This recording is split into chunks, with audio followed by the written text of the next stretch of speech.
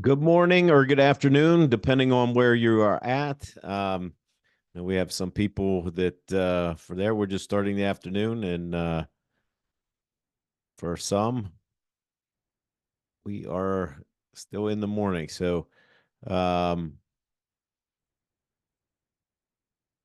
we're going to get started here. So welcome everyone. Just a couple housekeeping things. We'll continue to let people in. We will take just a quick break later on through this. But this is getting started with PI, leveraging science to make your workplace better. So, what we're going to do now, before we kind of get into this, because we have people with all different experience ranges here on the call, if you could just put in the chat currently, what are you using PI for, if you know, and then what would you like to utilize more in PI? And then I can maybe tailor some things depending on what your answers are. So go ahead in the chat and just type it in. That'll give us some questions to answer here at the end or throughout the presentation here.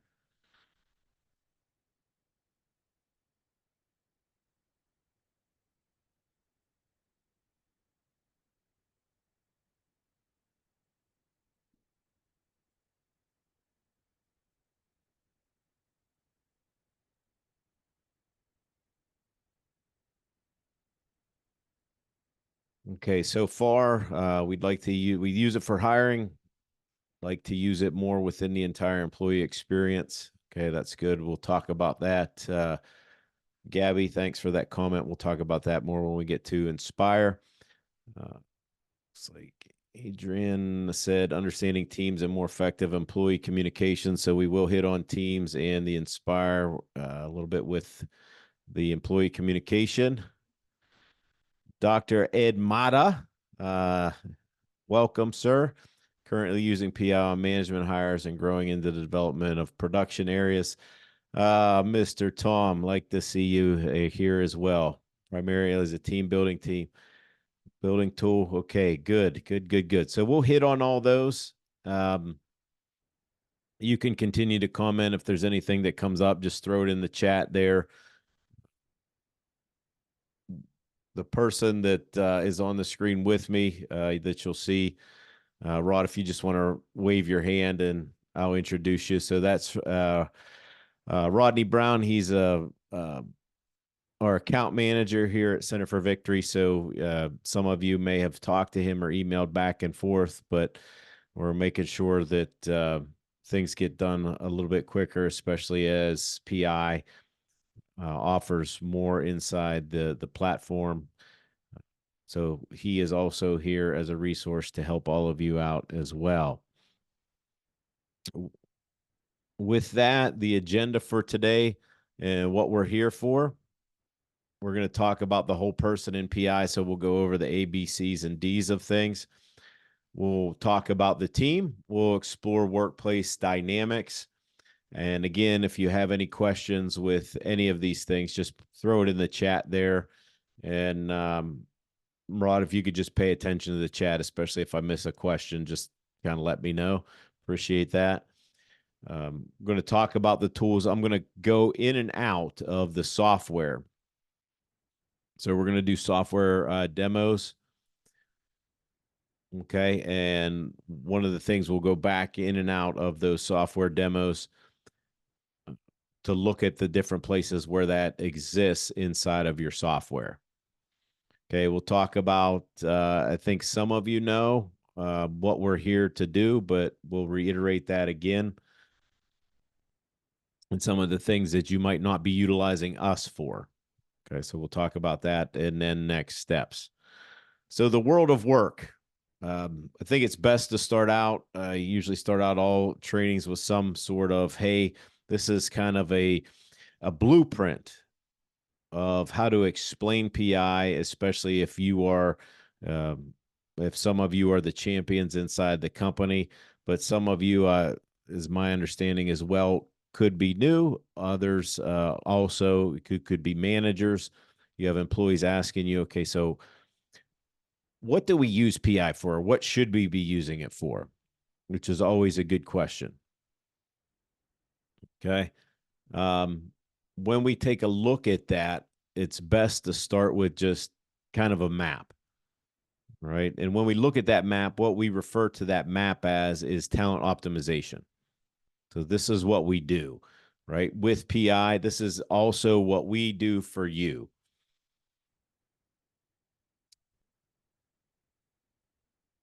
So every year, well, companies start out with some kind of strategy. They want some kind of result. All right. So you can literally just take out a sheet of paper and explain this to people. What should we be using the predictive index for? Okay. I don't know of anybody in the call that's using it to its full capacity. There's always more to learn, and actually, you know, there's we have another product that has just been released inside the software that some of you may be interested in that we really won't talk about today. We're going to have another webinar with somebody from PI at the end of April on that. So stay tuned for that. But as just a normal kind of blueprint, a map, right? Think of 4 different buckets, right? And these are the buckets that we're going to be really talking about today.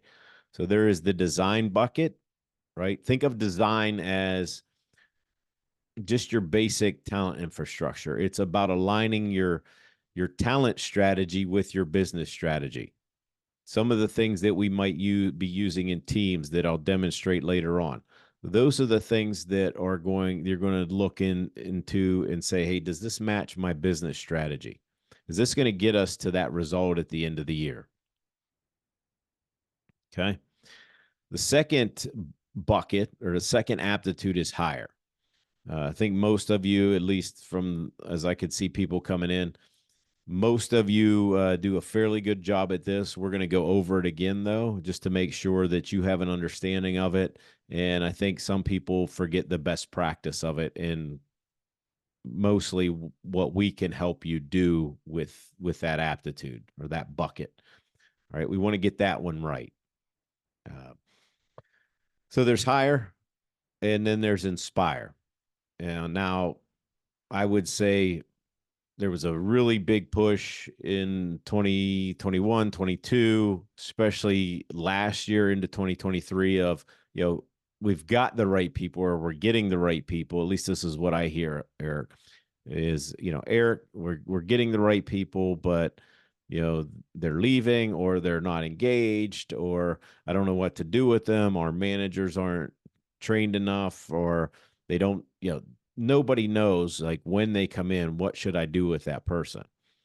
And a lot of the tools that are in the predictive index software revolve around that inspire piece, right? Getting the best out of people, keeping them engaged, inspiring them to do great work, motivating them, things of that nature. So we'll talk about that. And then the other bucket is diagnose. Okay. So really at this stage in design, we've aligned your talent infrastructure with your business strategy. Hire, focus on candidate fit, getting the right people in the right roles to execute that strategy, and then inspire your developing employees to maximize their productivity and engagement. But you still need that diagnose piece or that diagnose bucket because it's about monitoring that people data. A lot of people get here and then I would say they get a little lazy of just, hey, have things changed? Do the positions change? Has the team changed? We need to understand what's working and what's not working. And that's actually helping all of you. That's where we're actually more effective because then we can start looking at what's working, what's not working, and help you make those adjustments. We did talk about a little bit, I just mentioned engagement. So the forces of engagement or disengagement, however you want to look at it, right? When we look at those pieces of engagement or disengagement, we talk about the want to and have to lines. Now, I'd imagine most of you on this call, most of your time is going to be spent in that want to. Right? You might get frustrated with people that you see they're in that have to line. They're doing just enough, maybe even not enough to get by, and they're not doing enough to get by, but we still have to keep them because at least they're doing something. Yeah, we want to look at how do we get people to that want to, meaning I get to do this. I get to come to work. I'm motivated. I'm engaged. I'm motivating other employees. I'm motivating the people on my team. When we look at the research, there are four main buckets that either cause a company to experience engagement or disengagement. They're not, it's not all inclusive, but this is just the four main ones when we look at it. So, what pulls people down or what causes disengagement are lack of job fit. Okay, so we'll talk about that in the hiring piece. So, job fit, manager. Okay, people don't quit their job, they quit their boss. So, hopefully, some of you are going to use this and use the information, especially if it's your first time hearing this, to improve yourself in an area or two. We all need that help, right? Sometimes we just get to our levels, our roles just by hard work, and then we get there. It's like, hey, we have to manage everybody else. How do we do that? So we'll give you some tools to look at that. The team, and then the culture. Using some of these tools that we'll talk about today, we're going to look at that and say, hey, look, how can we make those improvements? How are we using PI? That's why I had those questions for you that you put in chat. How are we using those questions?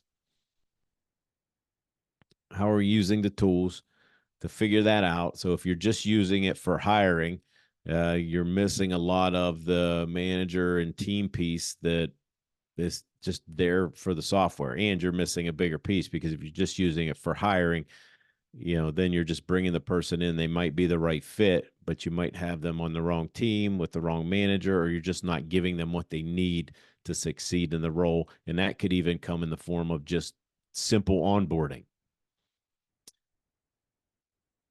Today, what we'll cover a little bit of the science. I said I'll just really go over A, B, C, and D with you, just kind of tell you where everything is at.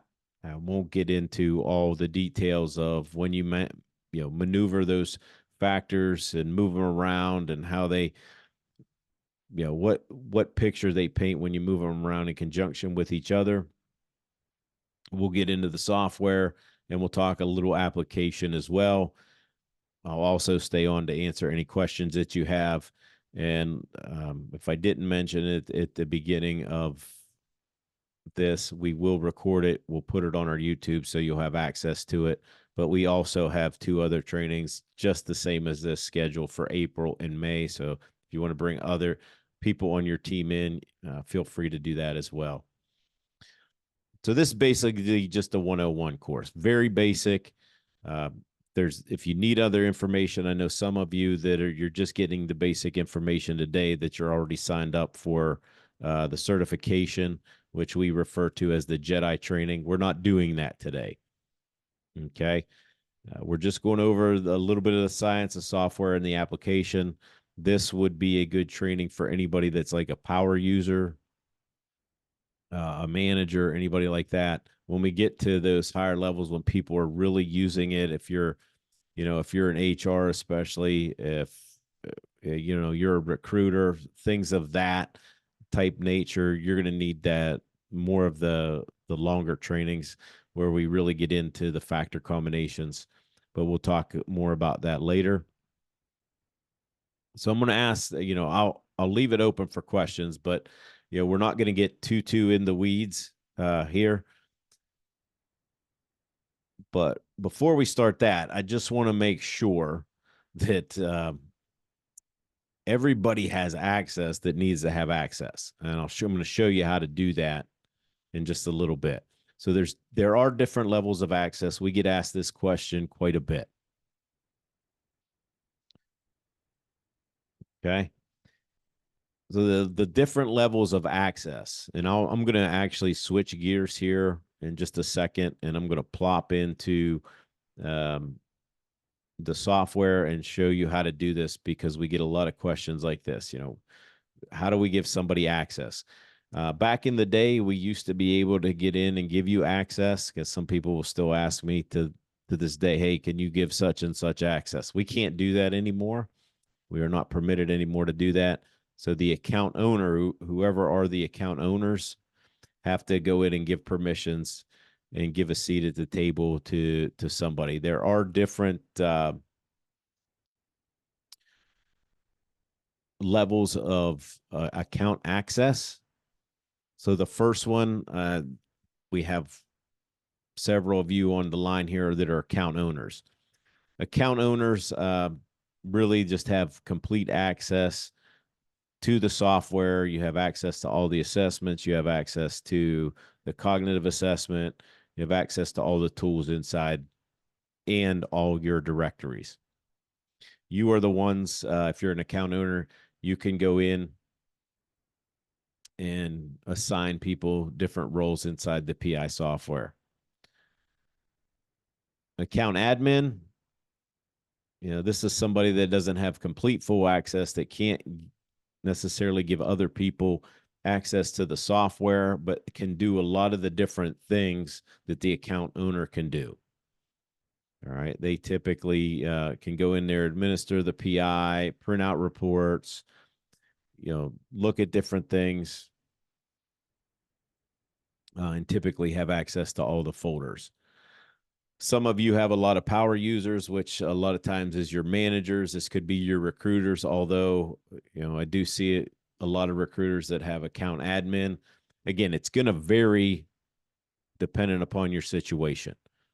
The one thing that I will say is extra users, there's no cost to that. It's baked into whatever you're paying for the PI. You can go in and add people and there's no cost, right? And then you have read only when I can just look at it. The majority of our clients come in these first three buckets, usually depending on, and again, it depends on the size of your company. You might have one or two, maybe three account owners, a bunch of account admins, and more power users. Could have read only, but typically we see it in the first three buckets. It could be different elsewhere. So just another snapshot of what the users get access to. Okay, you'll see if the read only, you could just have people just looking at the data, right? So what we're going to do now is I'm going to jump into the software and I'm going to actually show you where these are at inside of your software, because I know we have a lot of questions that come up with that. So when I get into this, just so you know, this is our demo site. I'm not sharing any information that's private or anything like that. This is our demo site. So we're talking about account access. So all of you that have a login, and if you don't, I'm going to show you how to give other people logins as well. So assuming you have a login, you're going to go up and you're going to find your name here. Again, this is our demo site. Your name should be there. You're going to go under administration. Okay. All you have to do is hit create new user. All right. And then you're going to assign them those different roles. If you forget the roles, notice that over here on the side are the roles I went over with you with a guide. So it goes right back to the predictive index and it'll give you the same thing that I went over, even in more detail than what I just went over with you. Okay. Now, the other thing that we would ask, because we get a lot of calls and emails for help, and that's what we're here to do. But we can't help you if we do not have third-party access. So those of you, if you don't know, I think most of you on the line, we have third-party access with. But if you could do me a favor, just after we're done today, just go in there and check to make sure that we're toggled here, that we have access. so that we can look at it with you. Okay. So we can look at your site. So when we're on a call with you, we can pull that up. If you have a question about maybe a candidate, for instance, that we could take a look at that with you and see their PI, see their results, see the job target, and then be able to provide you, good coaching and consulting around that. So please make sure we have that. That helps a long way.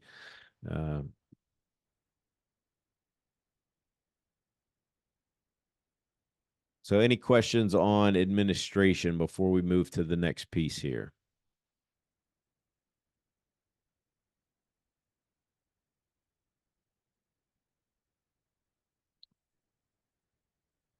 All right, I'm going to plot back in to the presentation.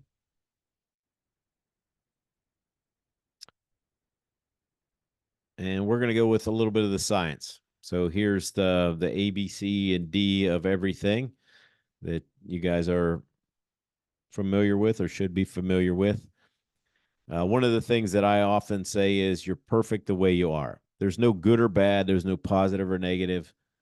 This just is, right? But the thing that we have to understand in our companies, we're all awesome in our own way. And one of the things that we'll talk about is putting people in the right role. Right? A lot of people are awesome, but you put them in the wrong role, they're not going to be as productive or as efficient or as engaged. What we're looking to do with the predictive index is predict the behavior of a person, so their drives, to better predict their needs, to better predict their behavior. If we don't do that, what many companies suffer with is that's bad for business. All right. And why that head is off there when you don't have an assessment tool, you're guessing. When we look at what PI measures, the cognitive and the behavior of a person, when you look at the research out there, those are the two strongest characteristics, behavior and cognitive ability, that are measured looking at success in a role. Okay. So the better match we have with those two things, what science tells us, okay, research, is that when we have those two things, there's a much better success rate. When we don't have that, it's really kind of bad for folks. It's not a silver bullet, okay, because you got to look at the other things going on here, okay? So when we have that whole person, so we have the cognitive and the behavioral, which is the headpiece of this demonstration here. We have the briefcase, which is the skill that they bring. And then we have the heart. Okay. You have to be checking for that. Some of that could be a little bit of that heart could be a cultural fit. A little bit of that briefcase could be how much skill do they have, or do they need skill? One of the things that we often say here is hire for drive, teach for skill. I can't teach you how to behave a certain way necessarily. All right. I can teach you skill, though. Hopefully that makes sense. We're not measuring we're measuring will. Will a person do it, and will they do it well for long periods of time? Right? If you don't understand that, think about a role that you might have been in the past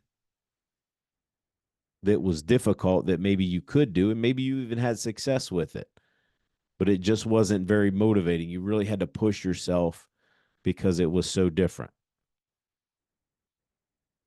than actually who you are. And that's why we go back to say, hey, look, there's a position for all of us, right? When you're reading these reports, there's no good or bad to it. It just is. Our job is to take the data and make it work for us by putting the right people in the right seats. So what you have in your toolkit, so in your software, You really have three different assessments that are available to you. You have the behavioral assessment, which is what many of you refer to as the predictive index or the PI results. That's that 3-page report that you all get. You have the cognitive assessment. Okay. Some of you use that. Some of you are just stepping into that. Okay. The cognitive assessment is a 50 questioned timed assessment. Does not measure IQ. Okay. It measures learning and adaptation speed. So, how quickly somebody can process. And then the job assessment that we'll also talk about today, it's typically used in the hiring piece. We want to get those job targets correct. Right. I would say that, if we look at all of our clients, we probably can do a little bit better job at making sure that job assessment's correct and making sure that we're putting candidates with a job target when we're looking at putting them into a role. So those are the three that you have, and again, I'll show you where those all are at inside the software if you don't know. All right. So we have behavior and job assessment. So identifying fit, which again, we're going to jump into the software. I'm going to show you that.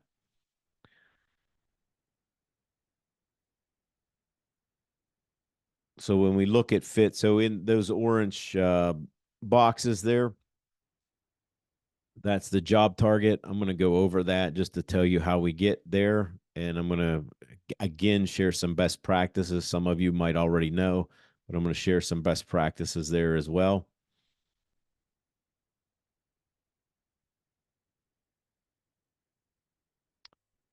And then what the predictive index software will do is it'll give you a match score. Not only does it give you a match score behaviorally, it also gives you a match score cognitively, which we find in this next slide here. Okay. Now, I would say I do rely on the Jedis, the champions inside the company, to be able to understand how close of a match that is. Right? You're not going to get everybody that's going to be a perfect fit. And we'll talk about that when we talk about the coaching piece. Okay, but what we're measuring when we get into A, B, C, and D, so we're looking at that, if you get your results, you're looking at that top graph, okay, yourself. Okay. These are the 4 behavioral drives that PI is measuring. And I'm going to go through each one with you, just very high level. Dominance, extroversion, patience, and formality in the PI software, A, B, C, and D.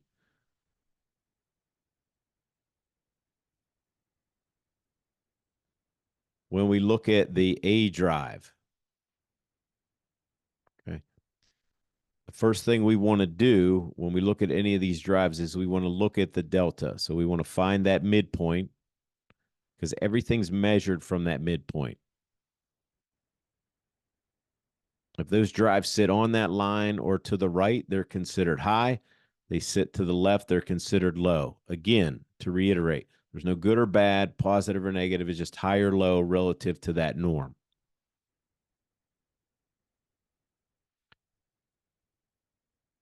The further away you get with those factors to the right or to the left, the stronger that behavior is.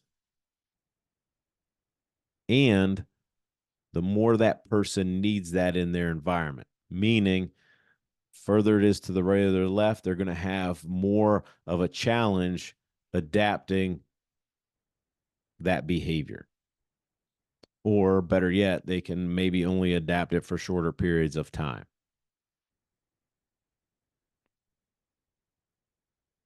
So when we look at the A drive, measures dominance, I want you to think idea channel. Okay. So if we look at the high side of A, so to the right, High A's. What do we know about high A's? They tend to like their ideas best. Okay. Tend to be a little bit more assertive, more aggressive. Conflict doesn't necessarily cause them stress, especially if that A drive is really high. And actually, if they don't have it, they sometimes create it. If it sits to the left, if it's low, what do we know about low A's? Again, idea channel, they tend to like the best idea, tend to be better listeners. Doesn't mean that a high A can't listen. They just typically will do it sporadically.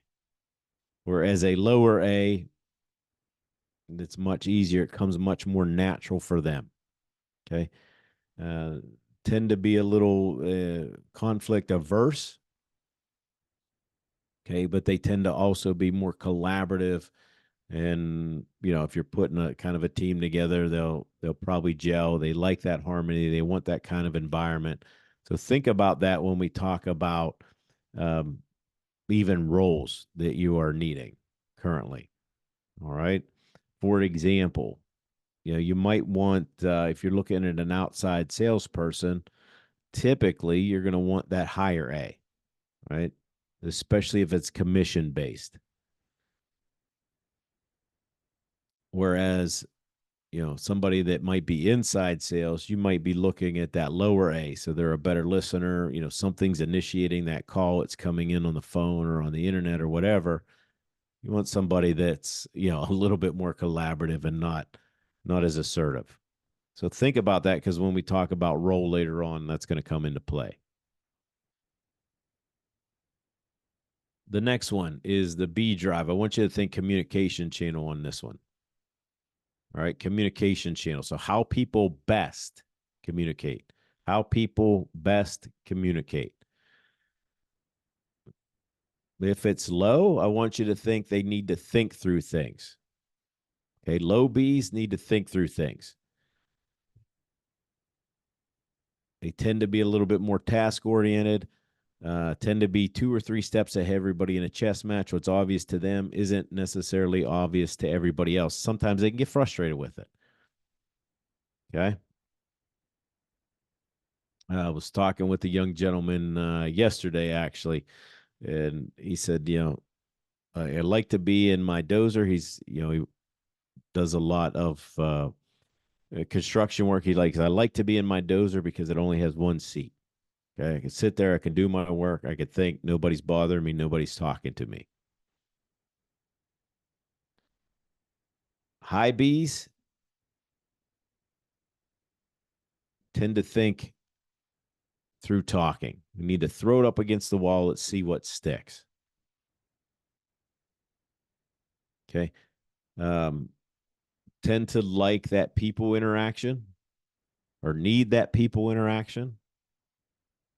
I think what if you could look back, if you could look back through COVID, um, I'll just use my wife works in the company with me, and you know, after a few months of COVID, thank goodness she was around because I had to talk to somebody. I was out talking to the trees a little bit from time to time, right? It just I needed to get out. I needed to be around people. Uh, on the other hand, it was like nirvana for her. Like, she does better when people aren't bothering her all the time. Just she has the ability to stick her head down and just work, right? So you have to think about what people need. So if you have low Bs on your team, for instance, they're going to need the agenda ahead of time. They're going to need a heads up. Right? They're going to need time to process and think about things. On the other hand, with the high Bs, they're going to need time to talk through things. And if you don't give it that to them, you just walk by their office and don't say anything ever, then they're not going to feel part of. Right. So again, this is all about engagement too as we go through these. So we have the B drive, extroversion, communication channel. The C drive, I want you to think patience or work process channel. Why do I say work process channel? So if you look at the left, on the left-hand side or the low side, low C's, what do we know about low C's? Attention span of a gnat, okay? If you're a low C, you're probably fiddling with something right now on this Zoom call. All right. Get things about 70-80% of the way there, and there that sucker sits.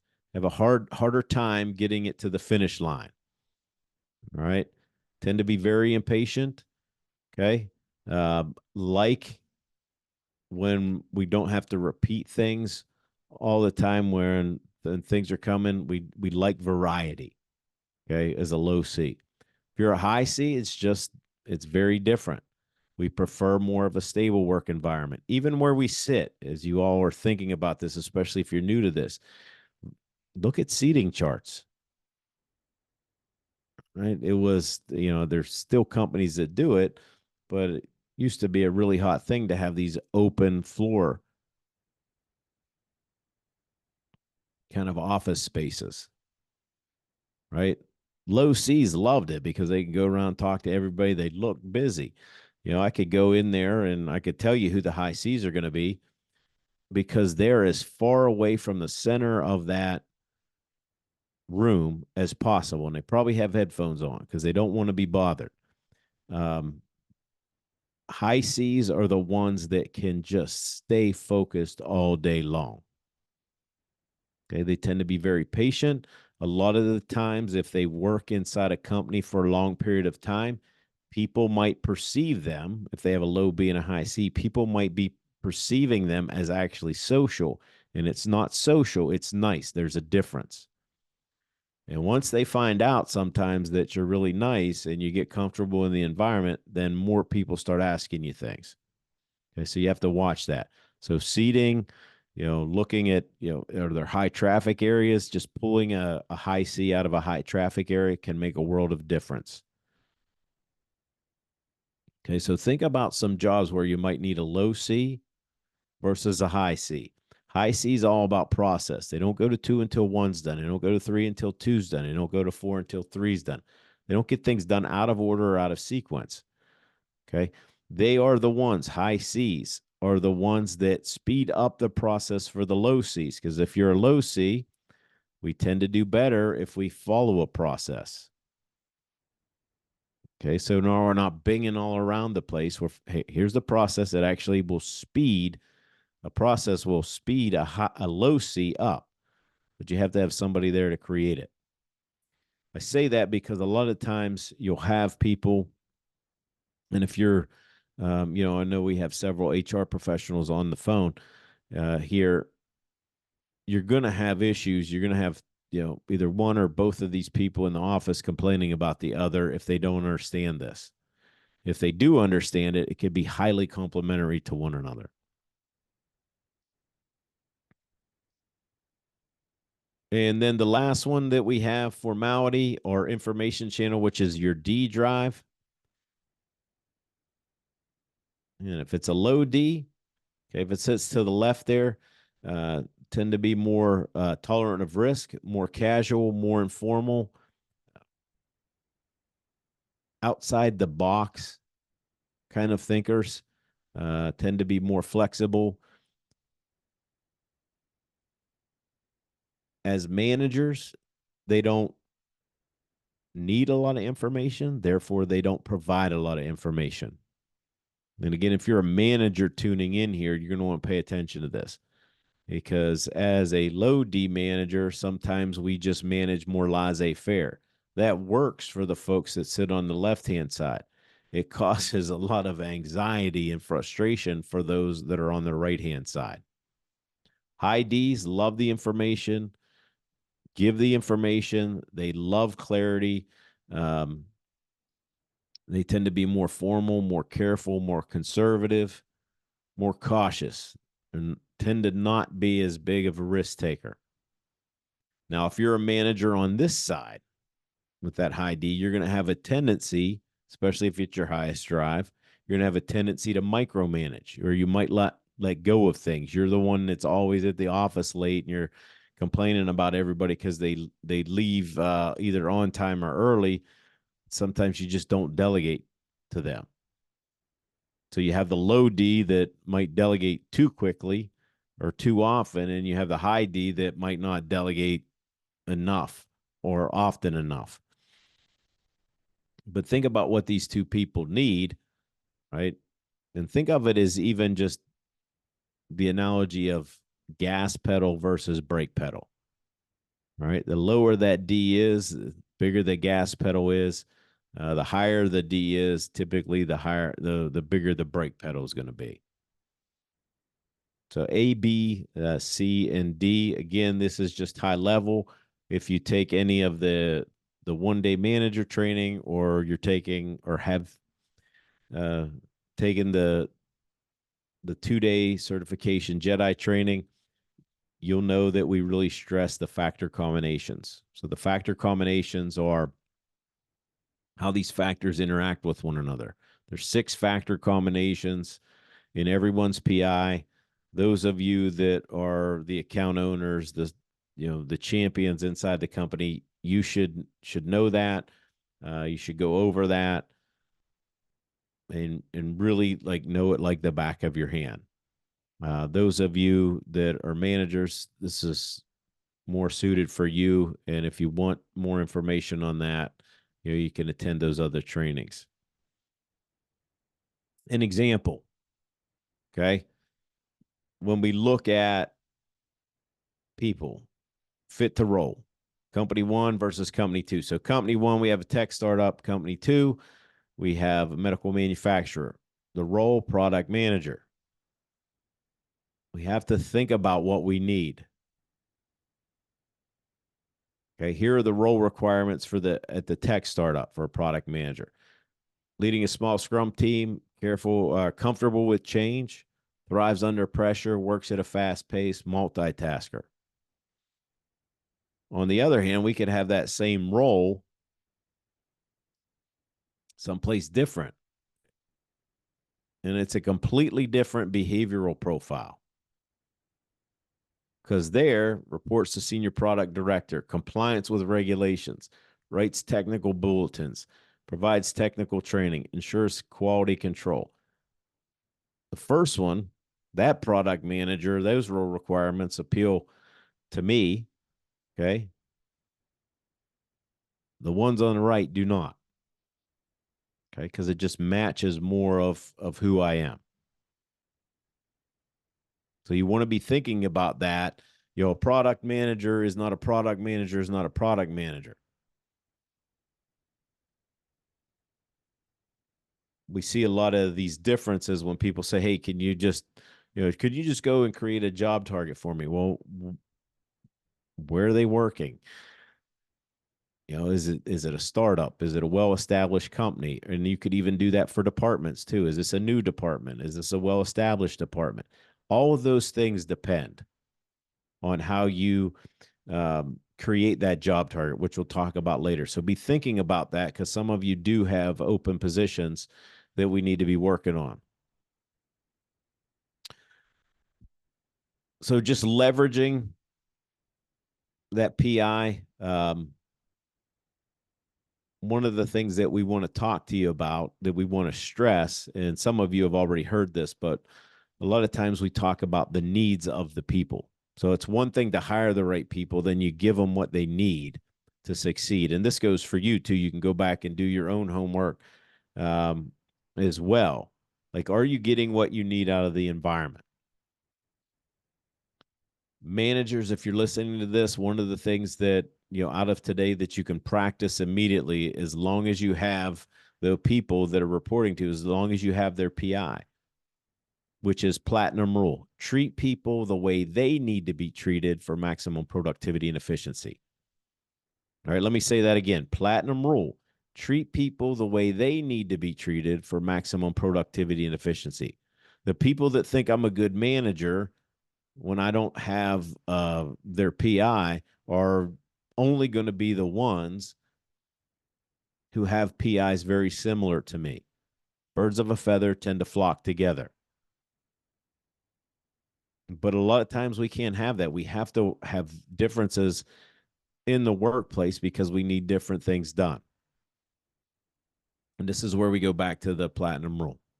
Treat people the way they need to be treated for maximum productivity and efficiency. The homework you all can do for yourselves, if you want to, is just look at am I getting these things? So if I'm a high A, do I get these things? Right? If I'm a high A, do I get a chance to be independent and things like that? If I'm a high B, do I get the chance to talk, to share ideas, to be around a team? If I'm a low C, uh, do I have variety, or am I stuck at a desk all day just doing one thing? And if I'm a low D, do I have that chance to be flexible and, within the rules, within the guidelines? But do I have that ability, and do I have a manager that isn't micromanaging? So be thinking about those things. Look at your top graph, especially if this is the first time you're hearing this, and saying, hey, look, does this platinum rule even apply to me? Am I getting what I need out of the environment? And we're going to show you another tool uh, to really assess that as well. People often ask, you know, what's the little reference profile on the top left-hand corner of my PI report? Not everybody fits nicely in a reference profile. These are just, think of it as a zip code, right? A lot of times what I will tell people, if they ask where I'm from, I'll say Pittsburgh. Well, if you come visit, it doesn't look like anything like downtown Pittsburgh, right? But that's just kind of, here's where I'm at, here's where I'm close to. It gives us just a really higher level view of where that behavior is for that person. Okay. And this is where you want to train your eye, especially if you're a champion inside your company, because, yeah, you could have a collaborator that's a high D, you could have a collaborator that's a low D. It depends if that person's going to fit in that role. All right. So you have to understand that. You just can't go with the profile when you're looking at fit to role. Okay. Because you might need some certain things there. It's just general zip code. That's what I want you to be thinking about that. And just general rule of thumb, I would make sure people understand this, and this isn't just flung around in the company as a label. Okay, we don't want to do that, because many people don't understand what this is, right? If I say, hey, I'm a captain, does that mean I drive a ship? If I'm Maverick, everybody that's my age or older thinks of Tom Cruise and Top Gun. What does that mean? Should I be flying a plane? That does not mean that. Okay. So just general zip code. Those of you that are champions inside your company, you're going to want to know the street address. Okay. And that's getting into the factor combinations and things like that, and how those interact with one another, and those little nuances here and there. So we've talked about the individual. Now we're going to jump in a little bit to the teams. Okay.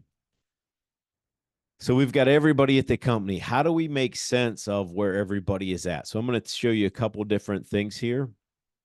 Some of you may not know some of these things that come in your software, but when we talk about teams, there's a couple different ways to look at it.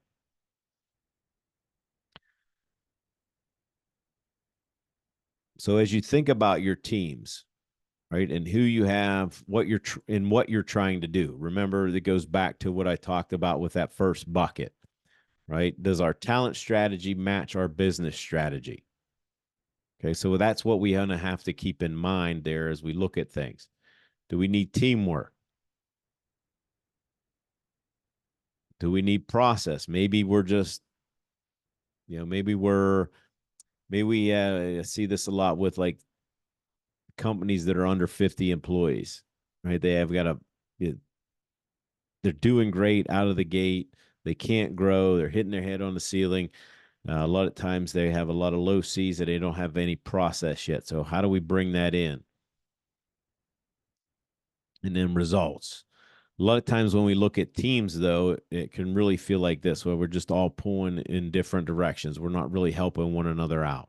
So after I go over a couple of these slides, I am going to dip down into the software and show you what that looks like.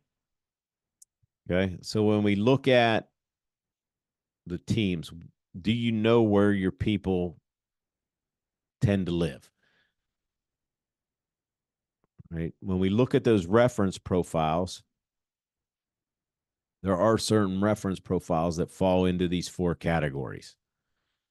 Okay. And then we have some that tend to be more in the middle, that tend to be those flexors. So, how do I know if I have the right team? It all goes back to what are we trying to accomplish? Okay. And I say that because a lot of people will say, well, tell me about my team. Is that good or is that bad? My answer is it depends. What are we trying to accomplish? What are we trying to do? What result are we trying to have here? So as we navigate, through these, when we look at, uh, the different profiles, if we're wanting more innovation, then we're going to have, profiles like that, the Maverick and the Captain, Persuader, Venturer. Okay. We might need process, right? If we have too much innovation and we can't get anything done, that's when we're making a strategic hire to bring somebody in that's like more process oriented, which is very typical. Okay. So you have those two working together. So what this gives us is just a common language on how to work together. And like I said, we're going to get into the software a little bit. I'm going to show you around a little bit how to do this, how to create this.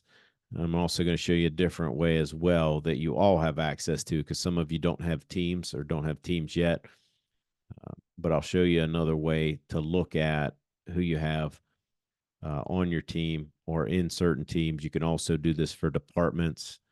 You can also do this if you have enough for certain positions. I know some of you, we've taken a look at positions. We've taken a look at top performers and bottom performers to see if there are certain patterns that kind of trickle up to the top.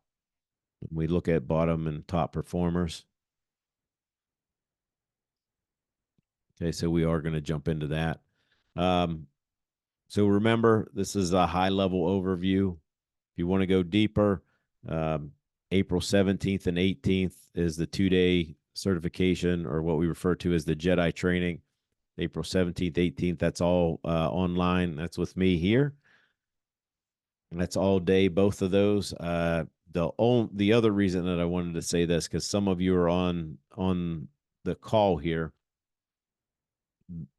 where you should be thinking about a refresher. So those of you that have already been through this training, it might be time to sign up again. Remember, the refreshers are free. So if you've paid for that 2-day training, if you paid for the certification already, we want to invite you back. We want you to take it again, because the second time, the third time through, you just continue to gain more and more information. Okay. So before we get into the software, again, we are going to take just a 10-minute break. So you can stay signed in. Just maybe shut your camera off or put yourself on mute. We will be back here. I have 12:54, so we'll be back at 1:54. Whoa, can't tell time there. 1:04 Eastern time. So we'll see you in 10 minutes.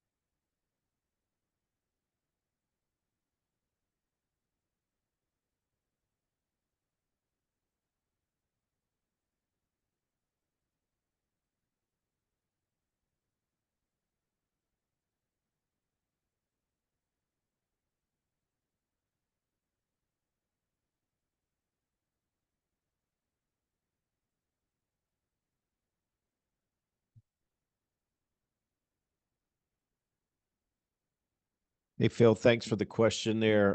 These are slides for PI, so I can't.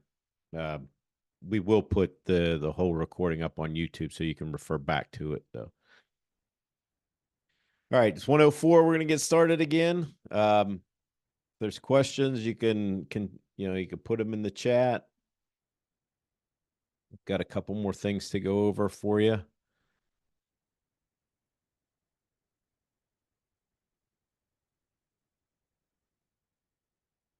So software application, when you look in there, we start looking at things. We have design, hire, inspire, diagnose.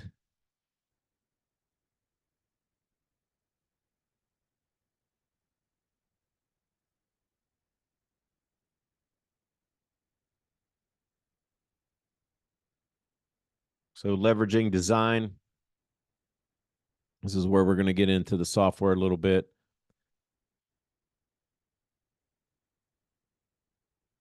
So when we do this, or when you're going to access teams, one of the things that you're going to want to think about is the work to be done and then who's doing the work. And this goes back to one of the things that we talked about earlier about looking at my business strategy and then comparing it to the talent strategy.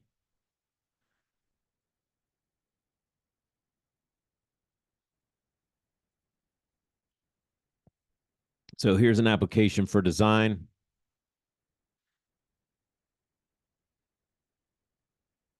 So the situation that we have here, when we look at it, leadership team in healthcare.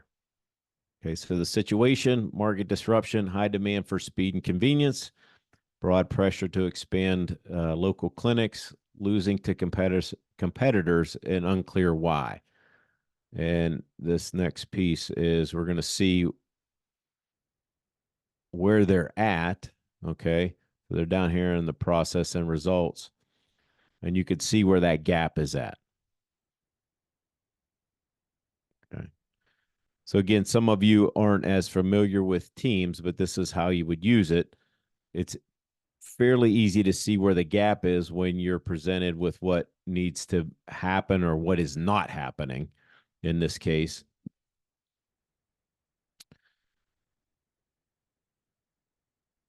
So think about that. What would you suggest that they do? Right. Some of you, at least I got an email yesterday. I don't know if it's anybody on the call, but was they have something coming up and they want to use Teams. There's definitely a gap, and they were just kind of picking my brain about what's going on. Here's what I think. We were going back and forth on some things. So obviously, where that gap was at, right? The suggestion, if you came up and gave the suggestion, they need some innovation. How do we get that? Right? We can use the software to look at, hey, do we have anybody here that might fit that? One, behaviorally, and then two, as we look to things, do they have the skill? Do they have the experience? All those things. If we don't, then we look outside. But a lot of times we forget about people, and that's where that software comes in.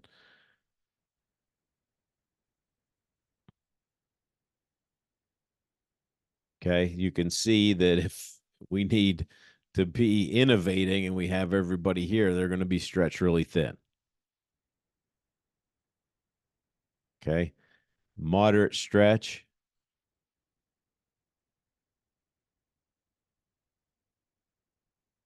And then when we have everybody there, we could have a situation where we have overuse strengths. So we're not looking at the bigger picture either. So again, it's all in context with things.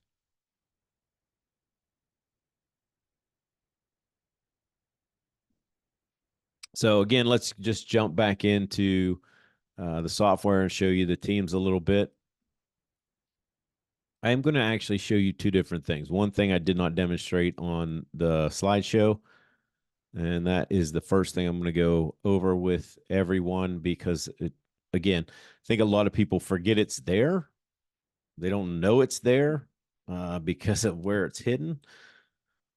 But if you're going to look at the way to look at teams, it doesn't give you all the insight that design does. If you want to start looking at it, is under browse in your demo, in your folder, in our demo folder, but it's in the same for you as well. So under browse and analytics, you're going to go in here, okay, under browse, hit the analytics, and you can just type whoever you want to look at in that team. So we have a bunch of fruit in here. So we have Kim Kiwi. We have, I think we have Aaron Apple and Eddie Apple. All right. We have, I think Bernie's in here. So there's Bernie. So you put those people in there. You can attach a job to it if you want to, which is nice when you're looking at top and bottom performers and um, how they look comparative to that job target. You're going to hit create report. So that's going to put everybody in a blender. All right. Again, it's not to the extent that the teams are going to be, right? I'm going to show you that as well. But you do still get some insights. Okay. You can do this. A lot of managers like to have this for their teams because I can see where I'm at in relation to the team. Right. For example, if I go over here and click this little button, individual view, and say I'm Bernie Banana, I'm the only high B in the group. And I'm the only low D in the group. So if I'm that manager in this group, I need to prepare a little bit better for my meetings. I need to allow time for questions. I need to be able to present some more facts. And, with everybody being more towards that lower B side, what I want to do is give everybody an agenda and things of that nature. Give them time to think, give them time to process, bring their ideas to the meeting. Okay. So again, how do I know if it's a good team? You don't. It's all depends on the context. Um, and then when you get really good, you get those Jedi skills doing. You can look at the factor combinations as well. Okay. So again, some of you don't know where this is at, but go in and you could play around with this. This doesn't. This tool that I'm showing you right now uh, comes with just the basic software. So that's analytics. You just go right to there. If you want to go up to that team, a lot of people have this in design, not everybody. Um, but you can choose teams. All right. There are a couple ways to do this. You can either select your team or you can create a team. Now, some of you are on the line that just have hire and inspire, so you won't be able to use this. But I know some of you are thinking about using it, and this is getting started with PI, so we're going to cover it. You can go into any team here, or if you already have them, you can go back to your dashboard. We already have them for this particular instance here. We can look at our HR leadership team. So whoops.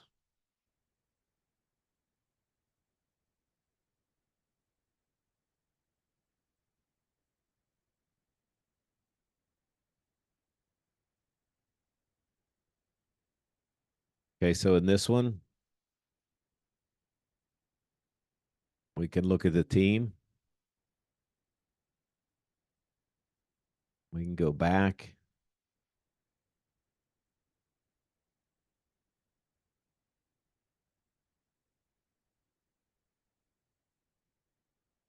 And look at one that has 8 team members.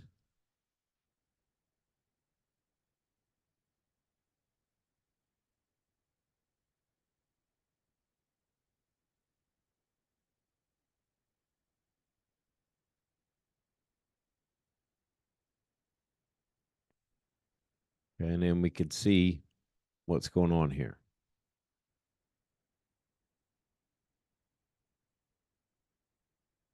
So this gives us a nice graphic. of what we want to do and how we want to be. So either in department, company, whatever. If you click down here, you can see the factor combinations. So it'll also give you a highlight the factor combinations as well. But maybe you need a little bit more here. I would probably suggest that. We only have one person that's floating anywhere close to teamwork and employee experience, and we've identified that that's a place that we need to focus on. For those of you that could be, we facilitate this, but you could, some of you are in a position where you could facilitate this as well with your teams. So you hit that next button. It's a pathfinding team. Well, what does that mean? That's what people are going to ask, right? Fast paced, goal oriented, competitive. Is that what we need? And then it'll go down and give you the strengths, the cautions, and you can facilitate that. Again, we can do it for you, but we have a lot of people that have unlimited teams, so they will, if they will go in, you will go in and facilitate a discussion with your team if they're having some issues. Kind of say, hey, where do we want to be? Identify that first. What people do we have?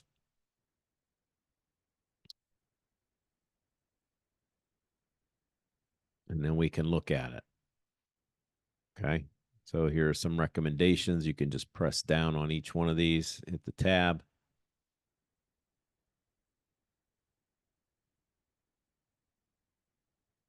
So that is teams.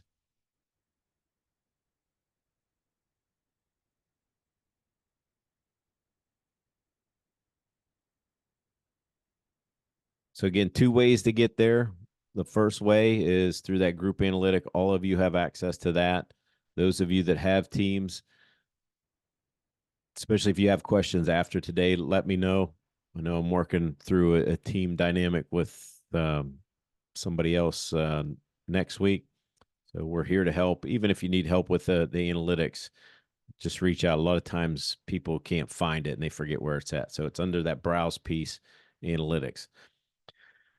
Moving on to hiring. All right. We want to make sure that we hire the right person. So the hiring dilemma, here's what happens. Some people are just more naturally wired to interview better. And it also is dependent on who's interviewing them. Earlier, I said birds of a feather flock together. You have Crystal here, who's a recruiter, and candidate one comes in, who is a collaborator, high B, low A, high C, very nice, very flexible, very social. Crystal is going to have a bias towards candidate one, an unconscious bias. It's not going to be malicious, but if she doesn't have a tool like this, then she's naturally going to go for candidate one, because candidate two is a really low B and a high A. To her, candidate two is going to feel very to the point, blunt, maybe not thoughtful, maybe didn't pick up on, this or that socially. Right? How do we get by that? You create the job target. Right? There are too many people out there that are just do the report. So the person just does their PI and they don't compare it against the job target, or they don't have a job target. Okay, we want to create that job target. And again, I'm going to get in the software. I'm going to show you this. So we create the job target. So this is the same position that we were just talking that Crystal is hiring for. So we have candidate one. You can see candidate one is really not a good fit for that, even though Crystal liked candidate one. Candidate two, you can see much better fit. Okay, we've got high A, low B, low C, high D. Candidate two's much greater fit.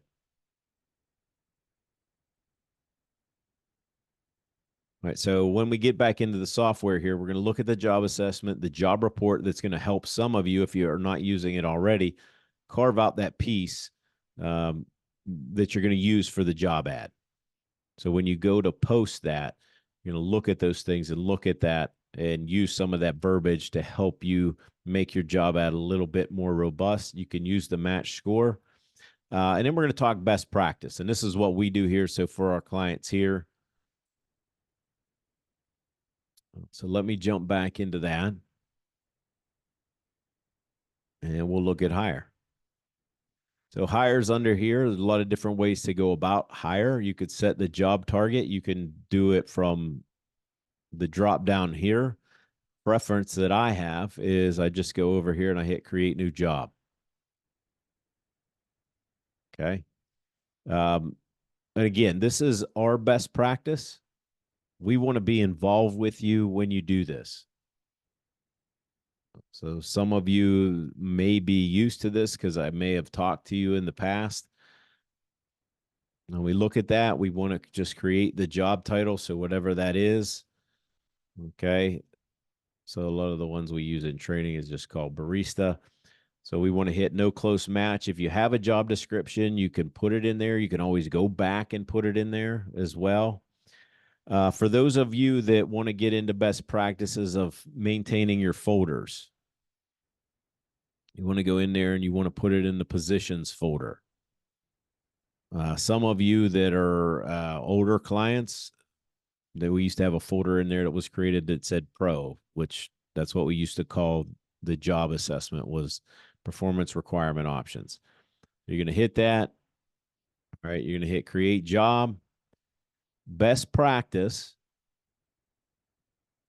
is not to just do that, the guided one. You can do that. You can skip and set it manually, but you're not getting input from everybody. The way I like to do it, the way I see it done the best practice, send to stakeholders.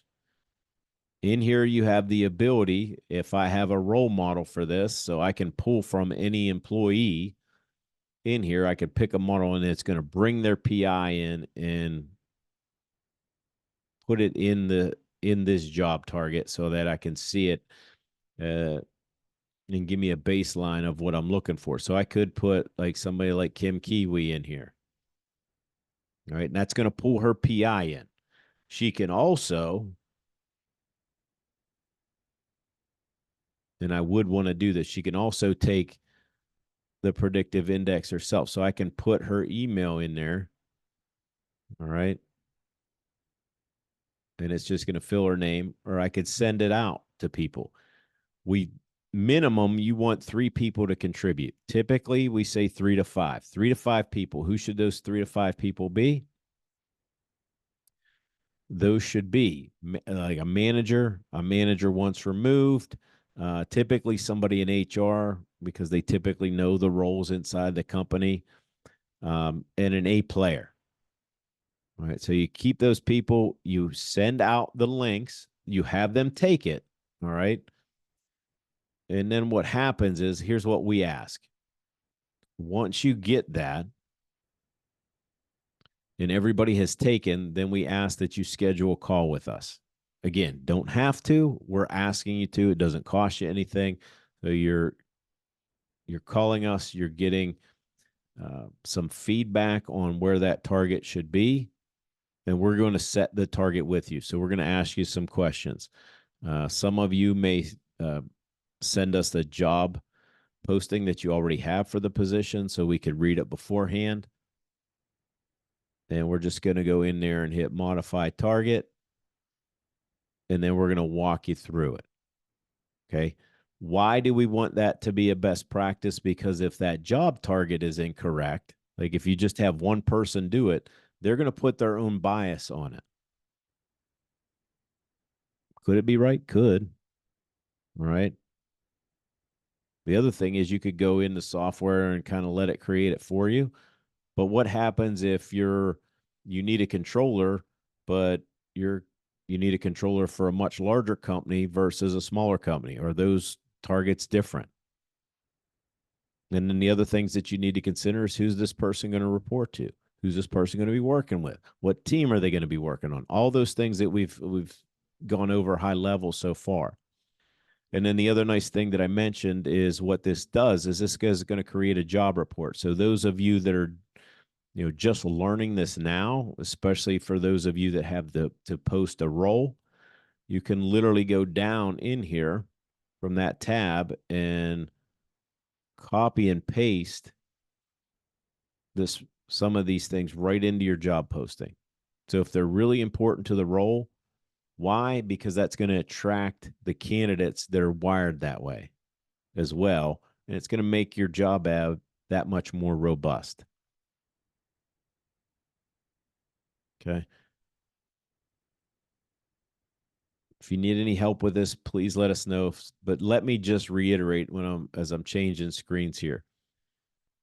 Let me just reiterate best practice. Okay. And we don't mind. This is what we're here to do. Send it out to those 3 to 5 people. Once they complete, let us know. So shoot us an email.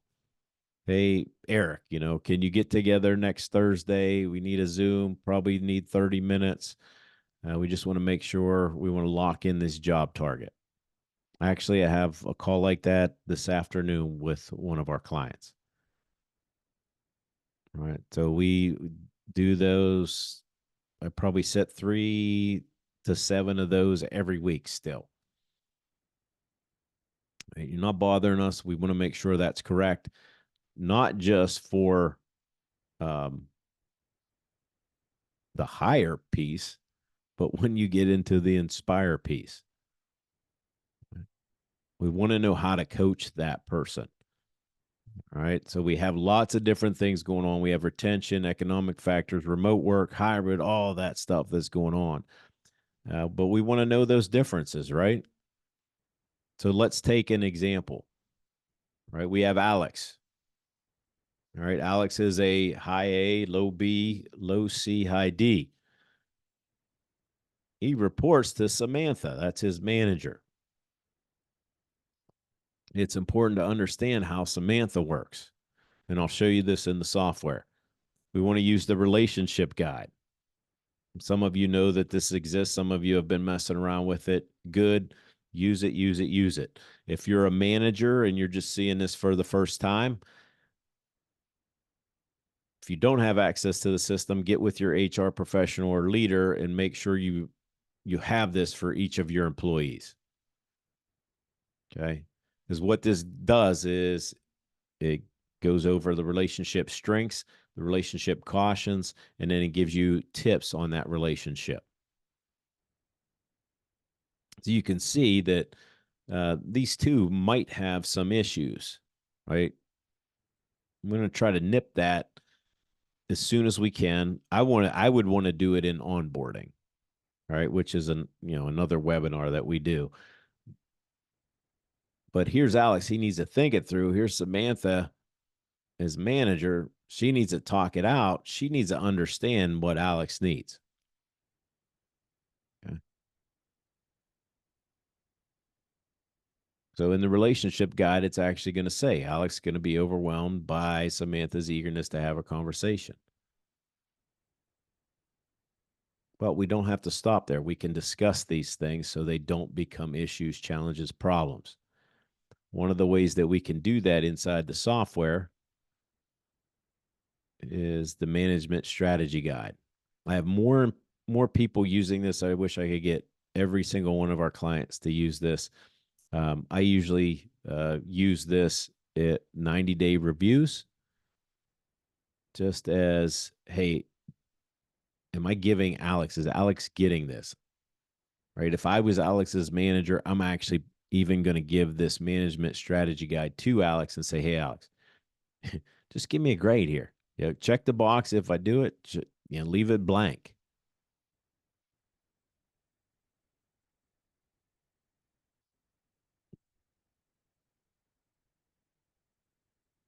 Okay. And this is where we're looking at inspiring people to do great work. That, when you combine these things, this is why I do these things, meaning the relationship guide, the strategy guide. This is why I do these every quarter. So it's just a check in. I use it as a development platform for folks. I do have more and more clients using it that way.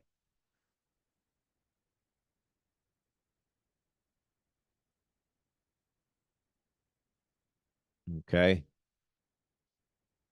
So for those of you that don't know where to get this, I'm just real quickly, I'll show you in the software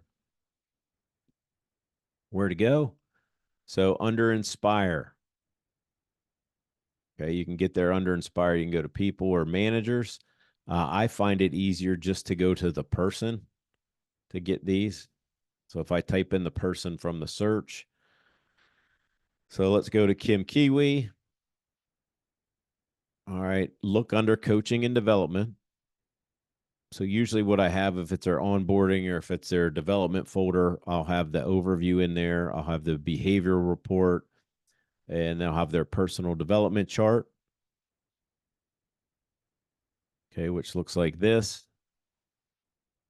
So if you don't have this for yourself, this goes back to that platinum rule that we talked about. Am I using my strengths? You know, cautious here, some self-coaching tips. This is good for people that you're developing that report to you, just because it makes it a little bit more objective, takes some of the emotional sting out of things. The coaching guide here, again, you can't get the coaching guide until that person is attached to a job target. So remember that, because we do get a lot of calls in uh, saying, "Hey, Eric, the coaching guide doesn't work." I'm like, "Well, we got to attach the job target to it, and once we do that, then you'll get the coaching guide." It's the same thing for the interview guide as well. But once they're an employee, it just turns in, the coaching guide. Then the strategy guide. The thing I like about the strategy guide that you didn't get from the slides is this is page 1, and then this is page 2. Okay, I like page 2 because that's where you really, sit down with the person. What have we done well? We've added to these questions. What do you want to do? How can I help? And then just, hey, look, when's the next 90 days? Too many companies just do a yearly review, even if that, and it's usually, has some kind of monetary reward or not, lack of, tied to it. We want to look at the whole person's development, and we want to nip it before it gets a problem and they leave or they become disgruntled or disengaged. That's why I really like this. And then I always look at that relationship guide. So again, real easy. If Kim reports to Bernie, then it gives me the relationship strengths, the cautions in that relationship, and the relationship tips. I know some of you have already used this, even though you're may or may not be certified, and I hope you continue to use it. For those of you that are managers and you don't have this, reach out. If you don't have access to the software, either get it or ask your HR or leader to get these reports for you for all your direct reports. Really nice tool to have. And I just let my direct reports look over it. It's always in their folder. Uh, here's the strengths. Here's what we're good at. Here's how we could be more complimentary. Here's what we need to be cautious of. Okay.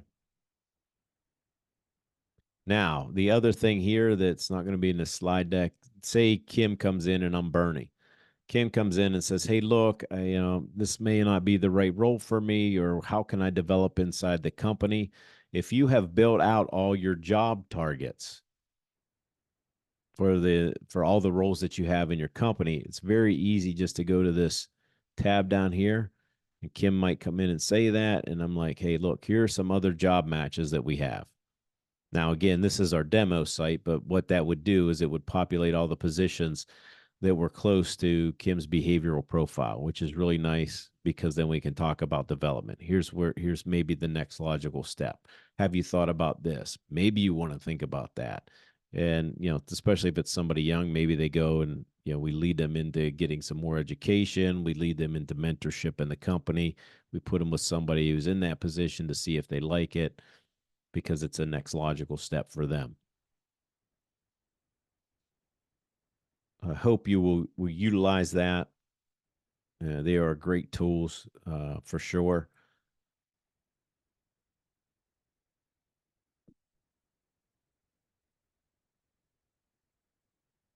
And then lastly, I don't know. I don't think anybody on the call here uh, has Diagnose, but it is just another tool inside the software.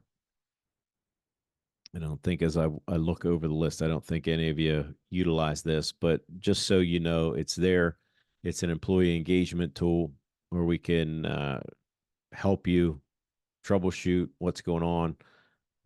You know, when we're looking at culture and things like that, anything that we can do to help out, even if it's like it says there, even if it's a merger or acquisition, something like that.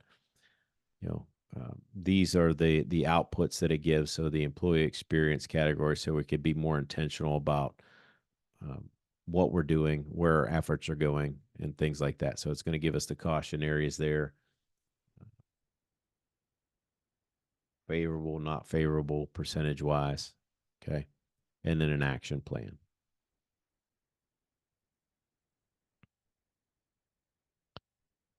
So what now? Okay, a couple of things. Um, that was quite a bit of information for a little bit of time. I don't have to, for most of you, I'm preaching to the choir. So we're going to take questions here in just a second. Hybrid work. What should we do? I'm having a lot of those questions lately, whole lot of those questions lately. Right? Is everybody back in? Is everybody out? Do we need office space? Do we need limited office space? Do we cut it down? What do people need? Okay. The labor shortage in certain areas. Okay. And if you would ask, most people would say that, it's all over the place. Some companies are thriving because they're using PI to create a culture, and that's their competitive advantage. So keep that in mind. When people love what they do, remember that engagement piece that we said, job, job fit, great manager, working on the right team, in the culture that fits them. They're going out and being advocates for that company. So it's easier to bring people in. So we do have companies like that, believe it or not. Not everybody is struggling. They're creating the culture where people are talking about where they work. They're going out and being champions for that company and bringing people in. And a lot of those people that they're hanging around are like them. Okay. So it does matter, right? But find too many people use PI like some of y'all's treadmills. All right, just as a close hanger. It's not going to work if you don't work the tool. All right, get in there, learn about it. If you don't know, give us a call. That's what we're here for. Okay, get into these trainings. Um, if there's something that you need, schedule a Zoom call, schedule a call with us. We're here to help you. Go in and play around with something. If you just heard, this is the first time you heard about that group analytic tool, go in and see what it does. If you've never heard of that relationship guide, go in and play around with it. Put yourself against your manager or somebody that reports to you. And remember, once again, to empower your company. All right. So account owners, get them signed up. The easiest way uh, to get people to buy in is helping them understand the software and the system. As I said, we have two more trainings. These are the exact same things scheduled for April and May. You can put them in those trainings as well. Your next step, start adding users. That's going to drive your success. Keep sending out, behavioral assessments. Some of you need to be working on your job targets. Some of you probably need to continue to explore the cognitive assessment as well and use that in conjunction with the behavioral assessment in your hiring process. And some of you, when you're need to look at onboarding, I know I'll be in Memphis next week, and we'll be talking about onboarding. I'll actually bring one of the folders that we use, not very complicated, so everybody can see it. Here's what we go through when we're doing a quarterly review with somebody. Here are the things we put in the folder. Here's what we do when we're onboarding. Here's what we're doing to get people to do great work and keep them in that, hey, I get to do this attitude. If you want certified, if that's your role, our next certification training is April 17th and 18th. Like I said, that's all virtual. and you can subscribe. I know a lot of people our YouTube watch our YouTube videos and things like that. There's a lot of things. This will be put on YouTube as well. Um, if you want more information on YouTube, you go to our channel, Center for Victory, and you can look at other webinars that we've done in the past. And if that's something, I know I got an email earlier this week. If that's something you want us to do inside your company as well, we're also available to do that. Even if it's this, even if it's an introduction to PI, a lot of people, when they first on board with us, that's one of the things that we'll do with their employees is just come in and do something similar to what we're doing with you all today. The resources that you have, I don't know if you know, but in your software, you can go under Learn. You can find more details with things. We do have some on-demand learning in there. If you want to get into the workshop, last year we did more one-day workshops than two-day workshops because we just had a lot of managers that needed to be trained. So if you're thinking of that 2 days is a long time to bring everybody in from your company, we also have that one-day training as well. For those of you, again, that have already been through the 2 day, we want you to come back. You're welcome. Be our guest. Come back, get trained up again, and then call us with questions. Speaking of questions, I'm going to open it up for a few minutes to see if anybody has questions. You can raise your hand and then unmute if you want. Phil, I didn't see your second question there. Welcome to the PI Brotherhood. We can help you out with that. I'd be happy to help you out. Just because it's you. If it was anybody else, Phil, I wouldn't do it. But I can send you. I think I can send you what you need, or at least put you in the right direction. Does anybody have any questions?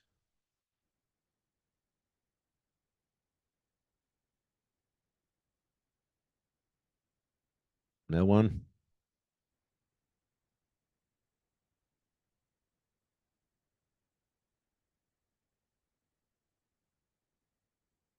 Okay. Okay, I might have missed this. What is the predictive value? Yeah, Courtney, I can get you that. This was just an overview of PI, but there, if you go into Learn, you could do it too from your software, or I can get it to you. But if you go into the software under Learn, you can. There's white papers on the validity and everything.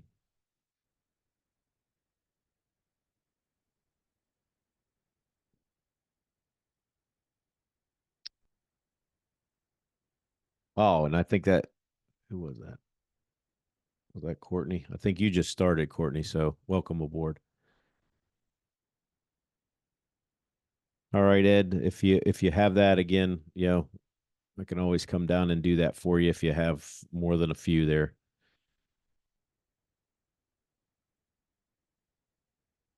Nick, good question. My email, I'm gonna to everybody. I'm just gonna put it in the chat there so everybody has it. My email is eric@centerforvictory.com. I'll put it in the chat there. Ed, I don't know if I'll see you or any of your group when I'm down in Memphis. Hopefully you got that invitation. Any of you, there's quite a few of you from that area. So if you didn't get that, I'm not sure how you didn't get it, but if you didn't get the link to sign up for that next week, please let me know, and we'll get you signed up as well. Our friends at Fisher Arnold are going to host that this time.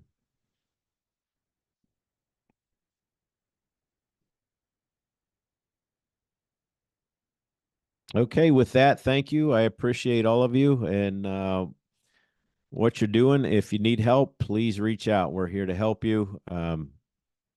If you want to get people in this same thing, April I think it's April 11th and May 16th are the next ones. You can get them signed up with the same link we sent out before, or you could just go to our site, centerforvictory.com, and you could sign up under the events page. With that, have a great rest of the week. Have a great weekend, and we'll see you around. See ya. Thanks, Eric.